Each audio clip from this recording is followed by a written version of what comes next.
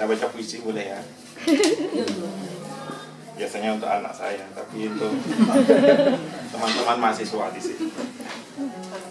Rendra tadi sudah disebut, Pak Indra.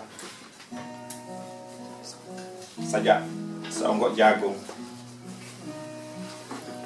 Seonggok jagung di kamar dan seorang pemuda yang kurang sekolahan. Memandang jagung itu, sang pemuda melihat ladang. Ia melihat petani, ia melihat panen, dan suatu hari subuh, para wanita dengan gendongan pergi ke pasar. Dan ia juga melihat suatu pagi hari, di dekat sumur, gadis-gadis bercanda sambil menumbuk jagung menjadi maizena. Sedang di dalam dapur tungku-tungku menyala, di dalam udara murni tercium kue jagung. Seonggok jagung di kamar dan seorang pemuda. Ia siap menggarap jagung. Ia melihat kemungkinan otak dan tangan siap bekerja. Tetapi ini, seonggok jagung di kamar dan seorang pemuda tamat SMA. Tidak ada uang, tidak bisa menjadi mahasiswa. Hanya ada seonggok jagung di kamar.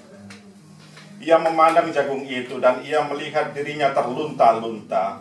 Ia melihat dirinya ditendang dari diskotik. Ia melihat sepasang sepatu knes di balik etalase. Ia melihat saingannya naik sepeda motor. Ia melihat nomor-nomor lotre. Ia melihat dirinya sendiri miskin dan gagal.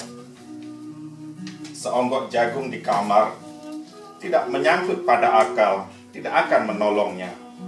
Seonggok jagung di kamar tak akan menolong seorang pemuda yang pandangan hidupnya berasal dari buku dan tidak dari kehidupan, yang tidak terlatih dengan metode dan hanya penuh hafalan kesimpulan, yang hanya terlatih sebagai pemakai tetapi kurang latihan bebas berkarya. Pendidikan telah memisahkannya dari kehidupan. Aku bertanya, apakah gunanya pendidikan bila hanya akan membuat seseorang menjadi asing di tengah persoalan kehidupan? Apakah gunanya pendidikan bila hanya mendorong seseorang menjadi layang-layang di ibu kota, kikuk pulang ke daerahnya? Apakah gunanya seseorang belajar filsafat, sastra, teknologi, ilmu kedokteran, atau apa saja bila pada akhirnya ketika ia pulang ke daerahnya lalu berkata, di sini aku merasa asing.